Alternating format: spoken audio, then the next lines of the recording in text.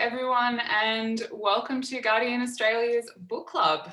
My name is Stephanie Convery and I am the Deputy Culture Editor of Guardian Australia. I am here very briefly to tell you how all of this works. Firstly, I want to acknowledge that we are all on Indigenous land on which sovereignty was never ceded. I'm currently on the land of the Yalukit Willam clan of the Boonwurrung people. Please join me in paying respects to their elders past and present. Those of you who've been here before probably already know how Australia at Home's Zoom discussions work. First, they are interactive, but you're all muted for the moment. If you turn your screen to gallery mode on the top right corner and turn your camera on, you'll get a sense of how many people have joined the event today. Second, if you open the chat box at the bottom of your screen, you can type to all of us. Introduce yourselves there, chat to each other about your own experiences that are relevant to the books, and ask any questions you'd like our guests to answer. If we see a question or a comment that we like, one of our organisers will message you asking you if you'd like to ask it yourself on camera, so please keep an eye on your direct messages. Finally, we are live streaming this and we're recording, and that will be for a video that will run on The Guardian, so novels and 3 books of non-fiction. Her 5th novel, An Isolated Incident, was shortlisted for both the 2016 Miles Franklin Award and the Stella Prize. Her most recent novel, Love Objects, came about as a result of a $100,000 fellowship with Sydney University, which charged her to respond creatively to how class divisions play out within families and throughout culture. We're so lucky to have her here today to talk about this fascinating and moving book with my esteemed colleague and Guardian Australia's features editor, Lucy Clark. Over to you guys.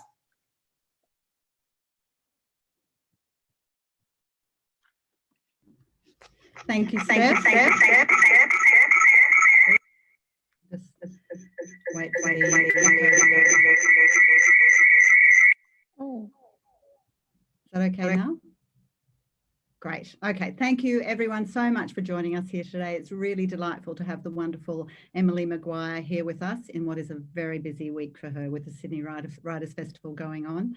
We're here to talk about Love Objects, which is a wondrous, wise and compassionate book with beautifully complex characters who make you stop and challenge the way you think about many things. Now, timeliness is a funny thing when it comes to novels. Very often an author is working on a book for years and then all in one moment it's released upon the world in what seems like uncanny timing. The issues they deal with seem just right for that moment, and this either says a lot about an author's prescience or it says a lot about the enduring nature of the themes of our times. Now, in Love Objects, Emily deals with class, consent, the care we give or we don't give to certain members of society, online privacy, all very much issues for the moment. Now, Emily, I don't know if you're going to say, oh yeah, I'm really prescient or not, but Love Objects is certainly a novel for this moment. I just am curious to know, do you deliberately set out to ride a wave of contemporary issues? And how do you do that? Hello, everyone, and thank you for that introduction. No, I really don't. I had been wanting to write this book in particular for at least a decade. The character of Nick has really been sort of haunting me for that long. And it was actually that fellowship that I got at the Charles Perkins Centre at Sydney University that allowed me to sort of do the research and have the time to really dig in and make sure that I could write a book that did justice to this kind of complicated issue. But I think the other part of the question is why this often seems to happen to novelists when a book comes out. And part of it is that there are enduring things that just keep coming up in different iterations. But also, I think one of the luxuries of being a writer is that it's your job to spend a lot of time thinking about what's going on out there in the world and bigger patterns. And I mean a writer of long form who has a bit more time, not someone who's on a daily deadline. That I think even without meaning to do some hot button issue or anything, you do get a sense of the things that over a period of time that you're writing it are affecting people's lives. And you know, this is a really contemporary novel. I wanted to have it really as up to date as possible. And so definitely this Sydney that I live in right here, right now, was always going to, you know, be part of it, and you just have to hope as a writer that something like COVID doesn't happen and change the whole context of the contemporary world.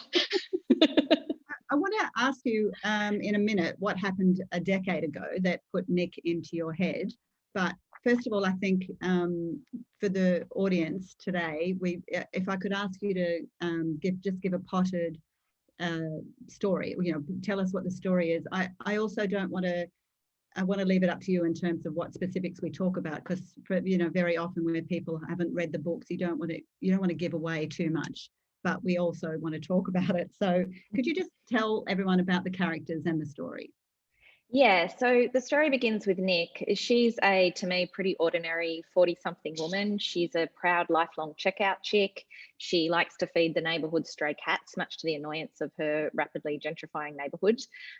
She has never had children, but she has a really close relationship with one niece in particular, Lena. And she basically has a really safe and happy and content life, except she has so much stuff in her house that it almost literally kills her. And it's also the story of the niece I mentioned, Lena, and also Nick's nephew, Will, who both dodge pretty pressing and urgent problems of their own to come and try and help Nick. And as is often the way in attempting to give that help, they make things a lot worse. So what did happen a decade ago when Nick entered your consciousness, and why couldn't you get her out of your head? I can't say exactly what happened to bring this character into my head, because that's one of those weird things that sounds very woo-woo and mystical to talk about. But what had happened before that, I suppose, in over a few years leading up to that point, 10 years ago, was that I realized that I knew a few people in my life who had hoarding behavior.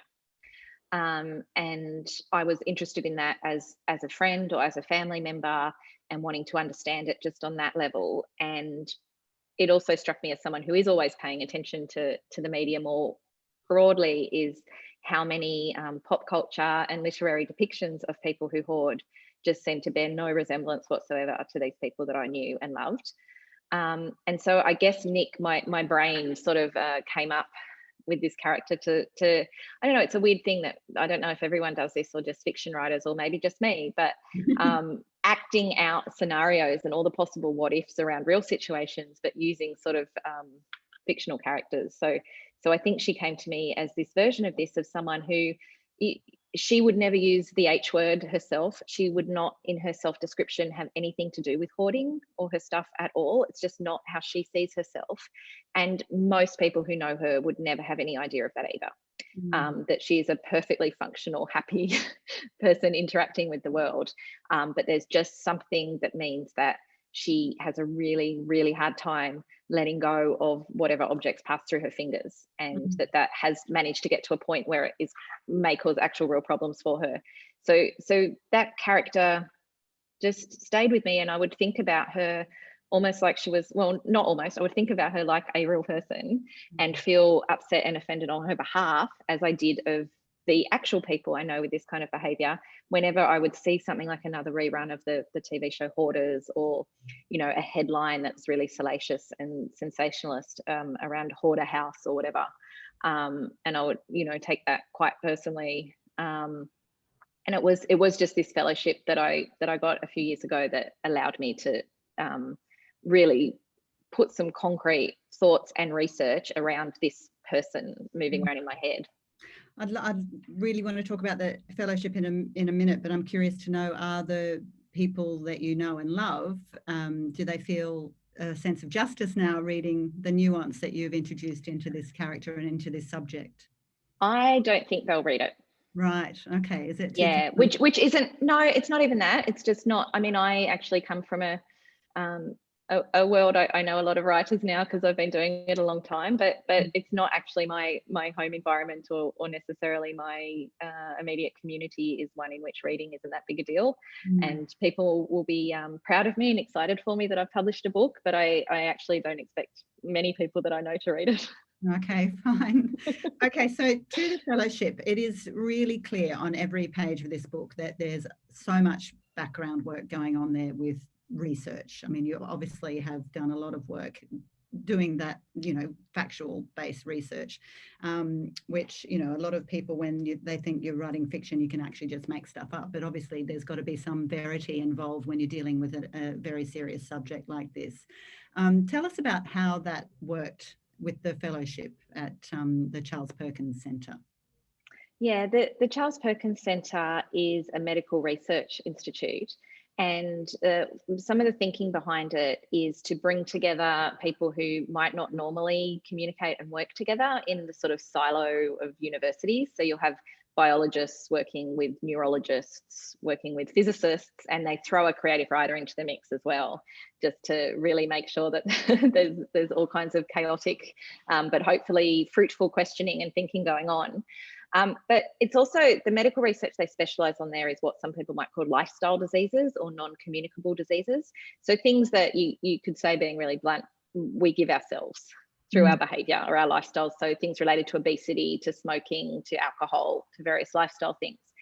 And hoarding behaviour doesn't fit into any specific research happening there, but with my proposal to get this fellowship and moving in, there were a few different strands to it. But one of the big things was thinking about how do health professionals or social workers or anyone in these fields that are trying to help people, how do you do that for people who don't want help and don't think they need it? And that does relate, and the sort of related questions around, why do so many of us, and I absolutely count myself in this in several ways, continue behaviours that we know aren't going to maximise our health and well-being and long lives, and we know that, and yet we still choose to do those things.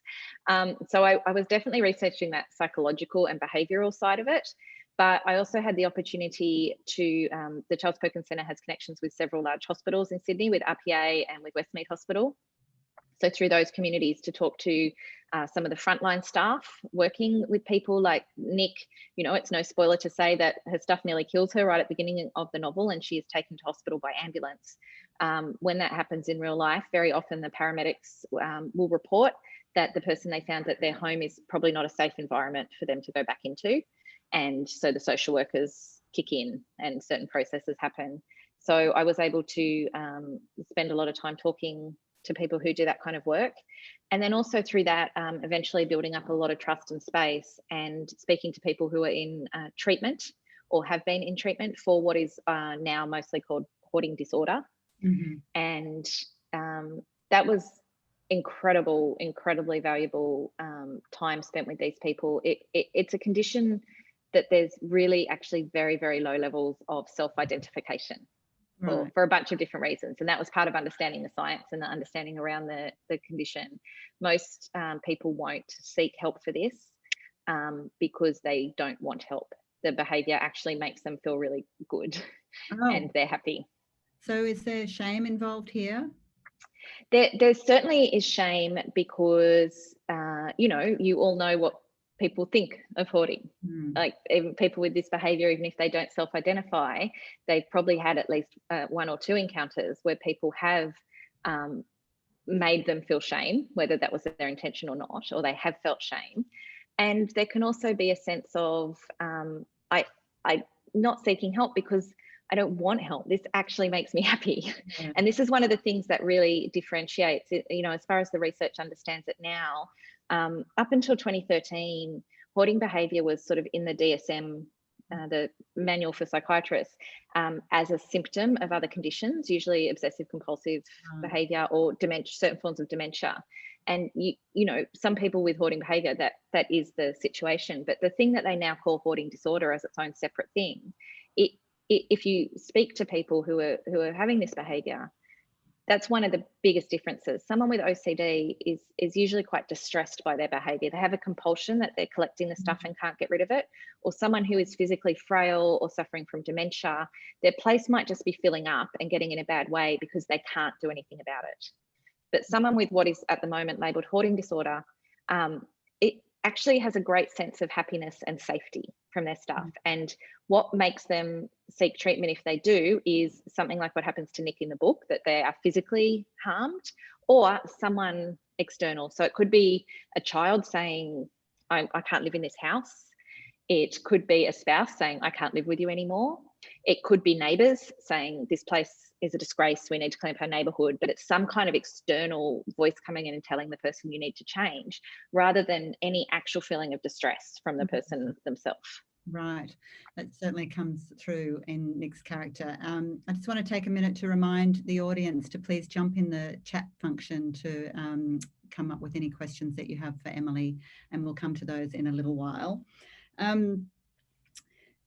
Emily, the book has two very strong themes, and we've just been talking about one, but the other one is the issue of consent, which, you know, given something terrible happens to Lena, again, I don't want to give away too much, but something awful happens to her at her very sandstony university that she attends, and it's a matter of online privacy, and it's an awful moment for her. And the themes work very well together, and there's some sort of crossover. Could you explain a bit about that to the audience?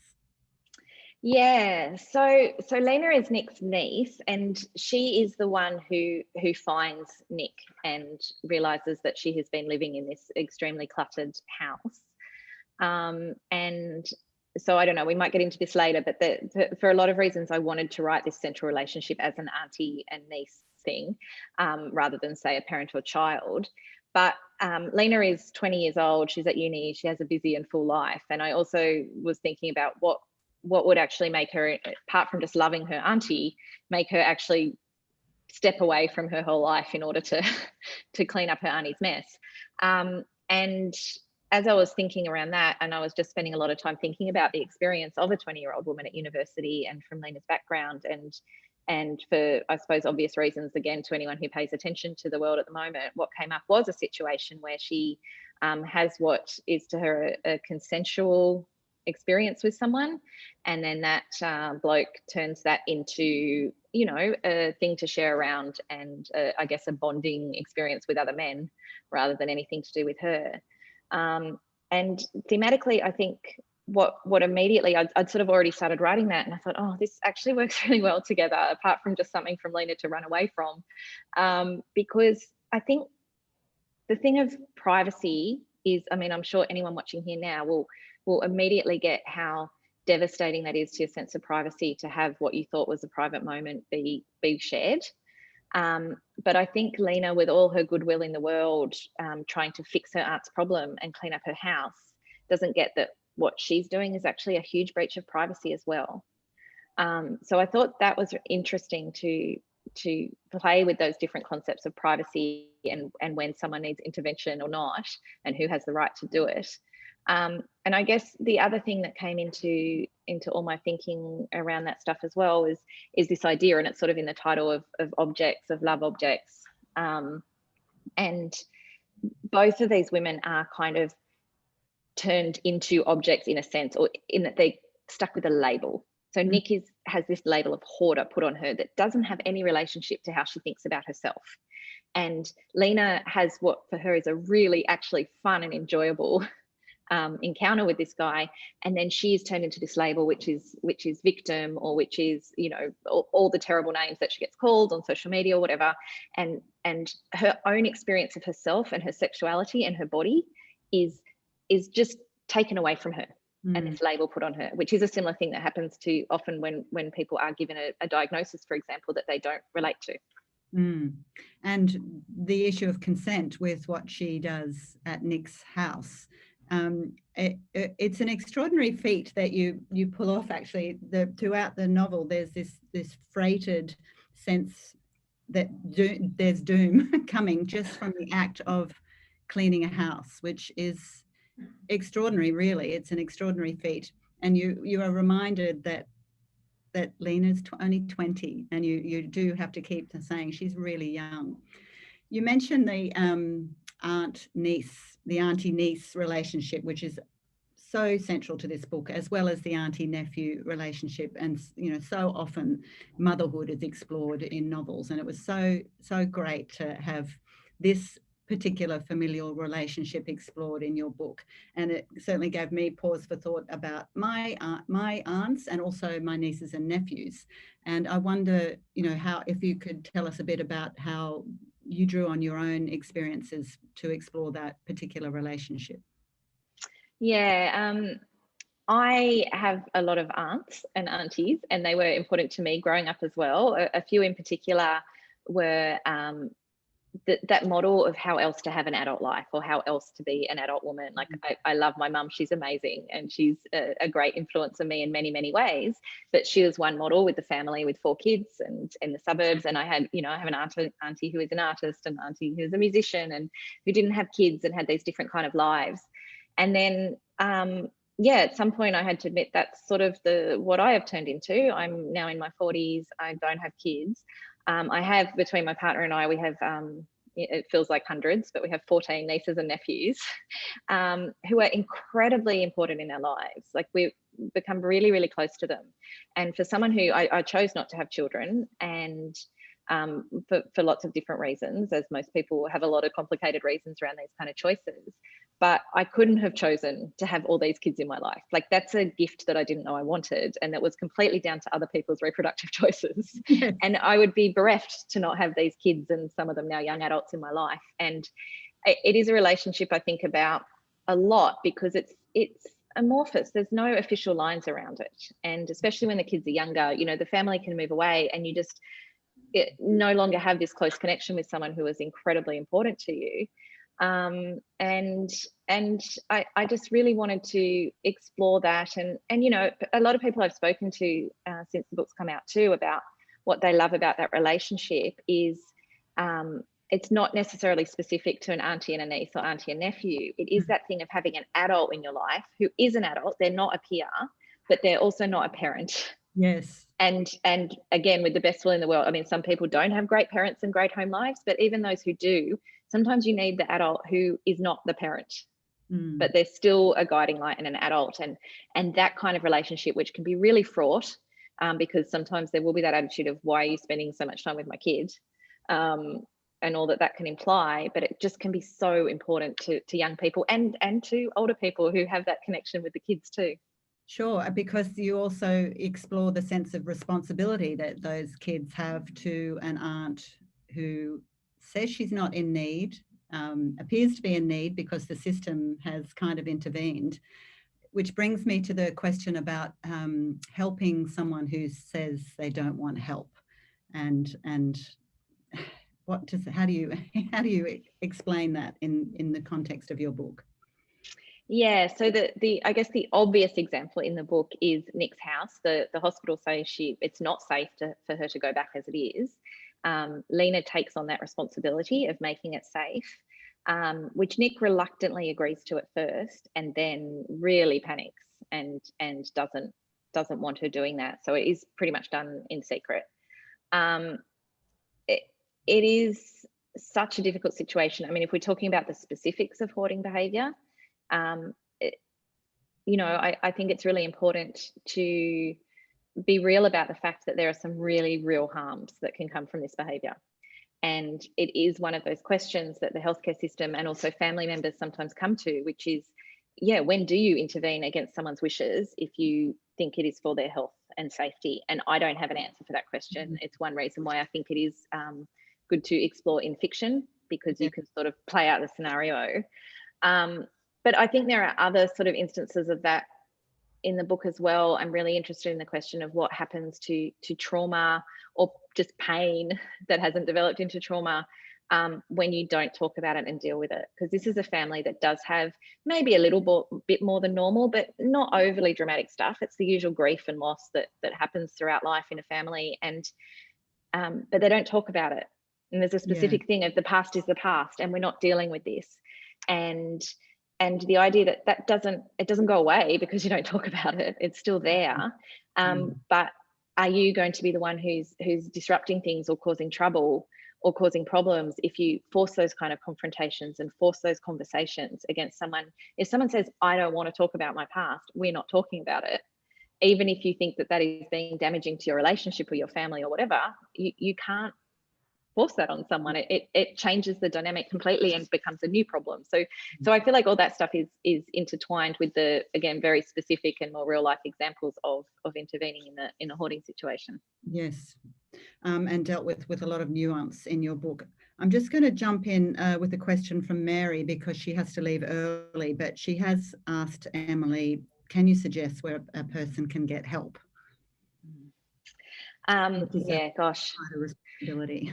Yeah. And I should, make it clear if it's not already that I'm not a psychologist or a healthcare worker in this way. I'm just someone who's been deeply interested. Catholic healthcare certainly in New South Wales, and you don't need to be Catholic or be involved in the religious thing, it's their charitable arm. They do a lot of work around helping people with hoarding behaviour. And if you're also asking as a family member or a concerned person, they're still good people to try and talk to about that. There's a program called Buried in Treasures, which is an American program initially, but it has sort of spread throughout. And I know there's lots of places around Australia who offer it, and it's usually free. It's usually a local charitable group, the Salvos or St Vinny's or again Catholic Care who run it. And that's a model in which it's a sort of a self-help group, but usually led by a facilitator and based on a specific kind of program. And if any of those things seem too inaccessible, I mean, it's a bit of a cliche to say this, but you can talk to a GP who can refer you to a psychologist.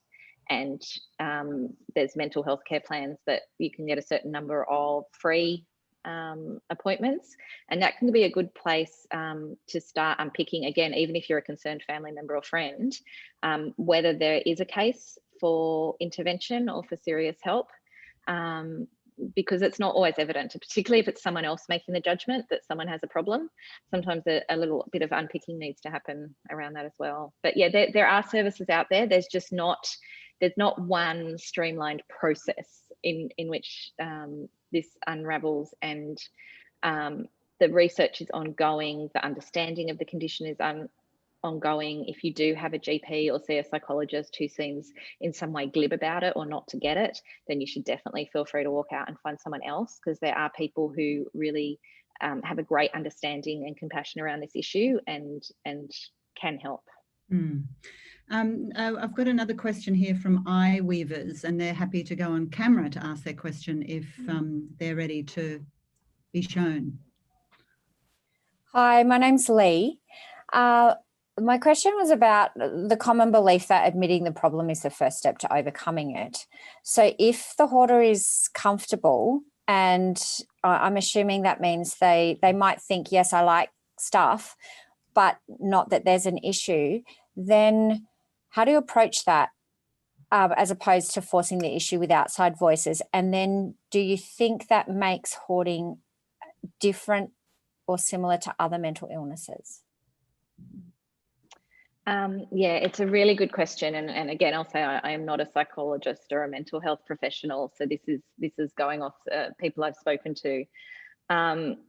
You're right, that is exactly what makes it such a hard condition to treat and to deal with, because a lot of people who are seen as needing help by others, they don't have that internal motivation because they think it's fine. So they're not taking that potential first step in admitting a problem. Something that people I've spoken to have told me that has actually helped them see their own behaviour in a different way is focusing on really specific harms. So instead of coming in and talking about, this is too much stuff, you've got to clean up, this is, whatever, generalizations just about hoarding is the problem, is to have really specific things like, I'm worried when you get up to go to the toilet in the night, you're going to fall over and smash your head. So can we clear this hallway? I'm worried that your asthma is being exacerbated by all this dust. Can we clear enough stuff so that it's easier to dust? And that can be a lot less confronting for someone. It's dealing with a really practical problem that is very measurable and that can be easier for people to confront. Now, what might happen then is that someone will agree to do a step like that to make a physically safer space. And then they find themselves getting really emotionally distressed at taking that step. And that is the point where it could be a thing of saying, yeah, actually, maybe I do need to speak to a psychologist or someone, because I should be able to just clear out my hallway. It's not about someone telling me I have to be a minimalist and get rid of all my stuff, but I should be able to have my home be a bit more safe. And if I'm feeling really distressed about that, then that might be a thing that I need to talk to someone about. Also, we've got another one from Too Keen, who's, Two is keen to go on camera. Are you there? Oh, no, sorry, I misread the message. Frauke, if that's the correct pronunciation. Frauke, did you write your book sequentially? Here we go. Yes. Okay. So I feel very bad that I haven't read your book yet. I'm only a few pages in, and I'm loving it already. Thank you. Now I'm a retired clinical psychologist, and just finishing my master's in novel writing, and I had to experience that it's actually extremely difficult to write creatively. In fact, much harder than writing reports. So my question is very much related to the literary part of your writing, which is, did you write your books sequentially, or did you, did you sort of come up with scenes and then just jot them down? I mean, I have a few questions, so maybe that's the first part.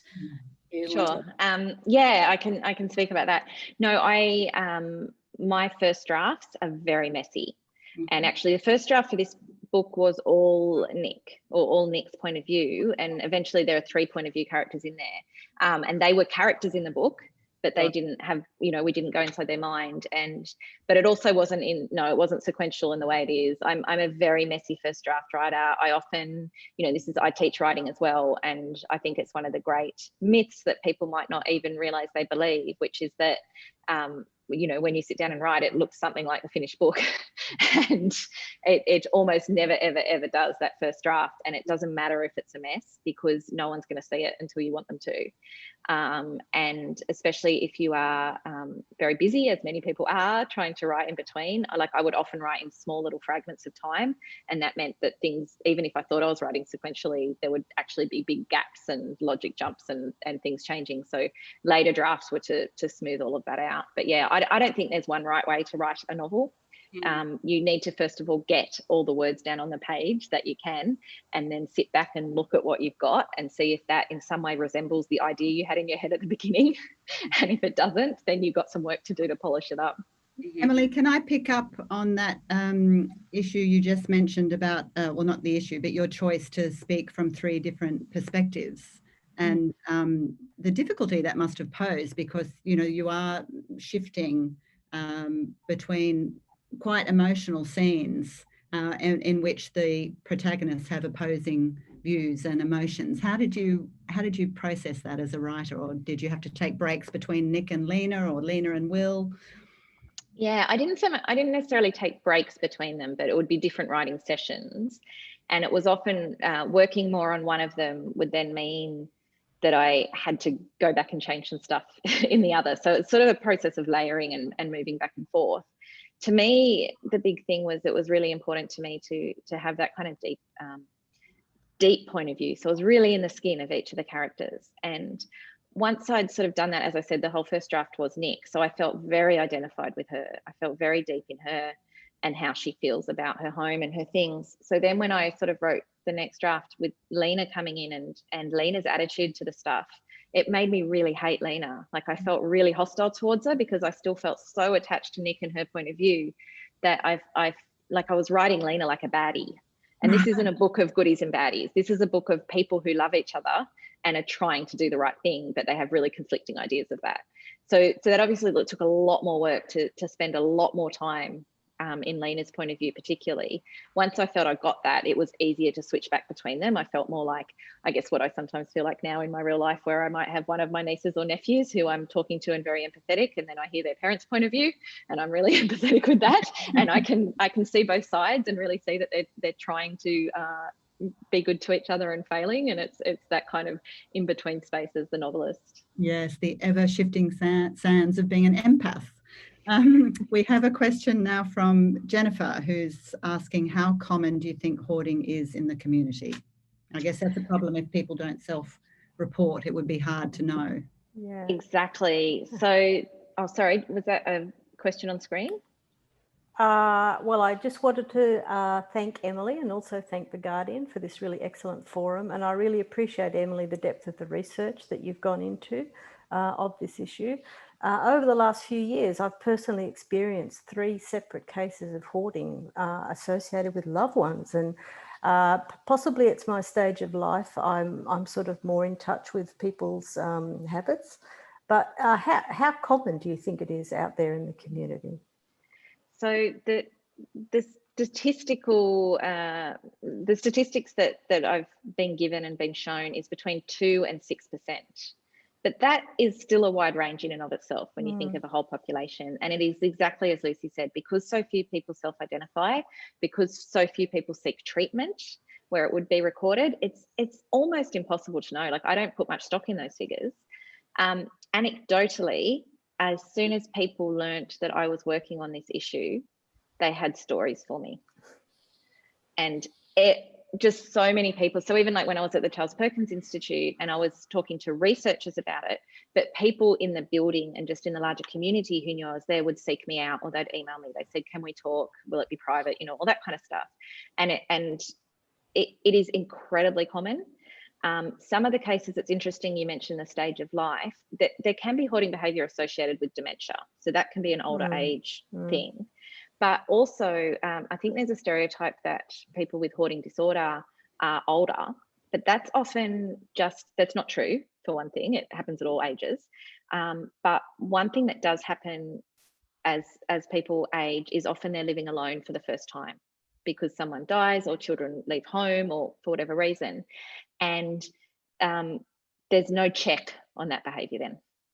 And it could also be associated with the loneliness or other things that can happen with being left alone if it's through death, and the self-comforting with stuff can play into that. But also, yeah, there's just nobody there to say, hey, I need to be able to walk down the hallway, pull it back.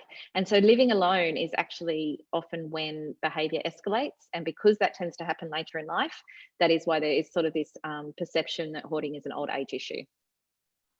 What about, we're going to throw to Natasha May in a minute, but I just want to ask, what about as a class issue? Because there is this sort of perception about the perceived quality of stuff that people have. You know, one person's collection is another person's hoarding behaviour. Can you talk about that a bit? Yeah, so there's a few things around class that are really interesting. One is that going back to that question of should we intervene, should we help people if they don't want help? Obviously, if you don't own your own home, if you're a renter or you're in housing commission, then there's people who are having a say over your home and how it's kept, and that intervention is much more likely to be forced on you than if you are a homeowner. Then that things can go on a lot longer without that external intervention. But there is also a thing of some people who will be known as as an eccentric collector. Like collectors, okay, some people have really specific collections, but there's people who just have a lot of stuff, and because they're of a certain level of wealth or whatever else, they are considered that. One of my sort of favorite, clearest examples of this is Andy Warhol, the iconic American pop artist. He was, by any current definition of hoarding disorder, he was a hoarder. And anyone who knew him will tell you that. I think it was fairly late in his life. Obviously, he didn't know it was late in his life at this time, so it was just an activity for him. He boxed up 200 and something boxes of his stuff, and it was random. Like, it was just grab this heap here and put it in a box and sealed it up and donated it to an art museum. And it's art. Yeah. These numbered boxes are art. And before COVID, there's the art museum. I'm so sorry, I'm forgetting the name of it, but you can all Google it and find it. They were having this series of events where current contemporary artists would come, and the event would be to open one of these boxes. And it would be like, okay, something incredibly objectively valuable, like an invitation to the White House for dinner, but also some half-eaten pizza. It really was just whatever was there to go in the box. And that would be like going through many people's homes who are labelled hoarders and a problem, but because he was Andy Warhol and he's an artist, then it's art. Yeah. And so, wealth can work that way too, that there's a different perception. And, there is sort of classist ideas as well about, who we can tell what to do as a society. I'm using that sort of royal we as a societal thing. And that, you see it around a lot of different issues. I think once you start paying attention that that past a certain level of wealth and maybe going along with that education level, there is an assumption, well, they know what they're doing. They can do this if they want. Whereas there can be that kind of classist idea of, well, if someone is poor, then maybe just in general, they're not so good at life and we can intervene more, which is just a horrendous attitude and clearly not true, because dysfunctional and functional behavior, however you define it, is obviously across the spectrum of everybody. Yes, yes, and that, you know, there goes into issues of the undeserving poor and so forth. Very, very tricky. Natasha May has a question for you, and she's going to come on screen, I believe. Hi, Emily. Thanks so much for the talk. It's been really fascinating so far, and like so many ideas that like Lucy said are really pertinent, but you've really put them in a new light and put them into dialogue around like consent and intervention in a really interesting way. With the question that you had before about the different points of view that you were writing from and the kind of messiness of novel writing, and like the fact that the final draft isn't going to look like the first draft, just made me wonder, do you think that maybe is why as a novelist you were drawn to Hoarding, because there is some kind of connection with that messiness? Oh, that's such a great question. I haven't had anything like that before. Look, maybe I think I have a really high tolerance for messiness. I've noticed that talking to people around these issues. So not even necessarily getting into massively cluttered homes or anything, but I do have a tolerance for messiness, and that is a literal and a metaphorical, figurative tolerance. Like I like questions that don't have clear answers. I like thinking about them and talking about them, and those kind of messy stuff I find much more interesting. And in my physical space, I don't mind a bit of messiness. I find this, I'm in this space now because I'm at Sydney Writers Festival and I've been shoved into a little quiet room. But if I was in my usual space where I do this, there would be a lot of stuff in the background behind me, and I'm quite comfortable with that. And I think certainly for me, writing a novel, because it is so messy for so much of the way, and I know from teaching other writers that some people that can really induce a sense of panic, because it takes years, it's huge, there's 100,000 words, maybe more, and to feel that is a mess, there's not control in that can be quite psychologically daunting. And like I just have this mess of stuff on my computer, whereas I kind of love that. And it's only in the later stages where I start to feel like, okay, well, this isn't just for me to enjoy myself. If I want people to read this, I have to make it into some kind of more organized form. And so that's a separate part of the process. But yeah, that's a really insightful question, and I'm going to enjoy thinking about that some more. We have another question from Mary, who's coming on screen as well.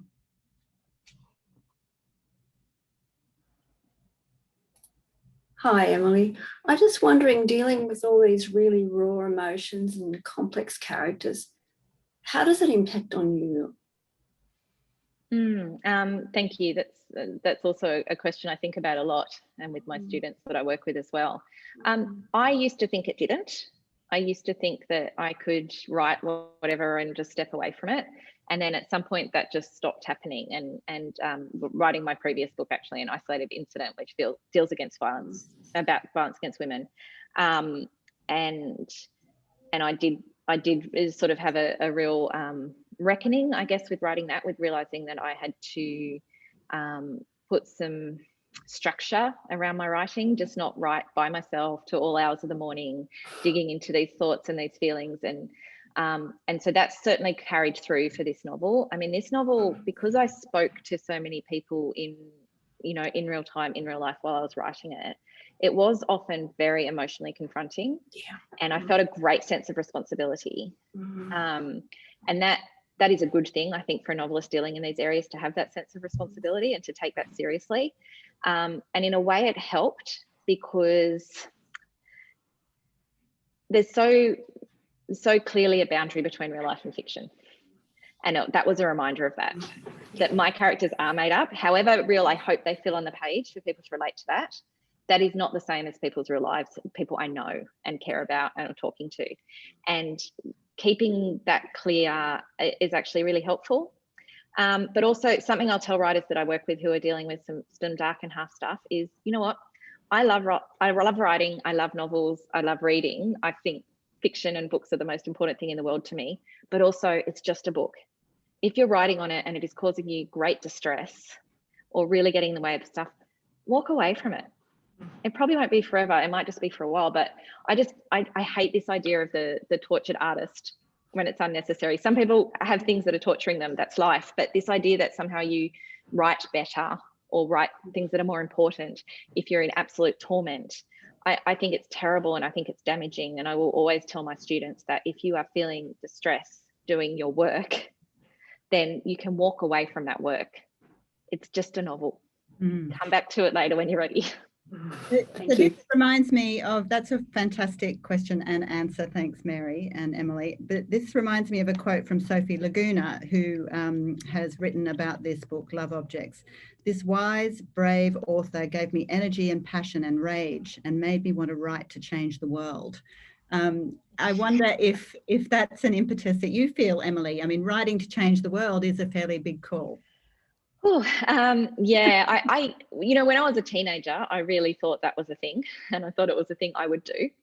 And then I didn't write for a long time, for various reasons that would be pretty boring to people who don't know me personally. But as I write now, like, I do think that writing the books, that fiction can change people by increments, because I know they've changed me, can change how people see the world, can change, particularly in terms of empathy and understanding of other people who are really different to you. And I think that can be an important thing. I think they can change people in when you read something of someone who's very like you and you suddenly feel seen and like you're worth a story. And I think those things are really important and they really matter. And I do, maybe it is idealistic, but I do think bit by bit those things can change the world, or bits of the world, because people who vote, the people who, make decisions in the world, whether it's in bureaucracy or in healthcare or anything else, they are people. And it can be easy to forget that and just talk about systems, and systemic stuff is important too and is part of this book. But for every individual who gets a different kind of understanding of what it's like to be someone else, they are still going off and doing their job and making decisions that can actually affect people's lives.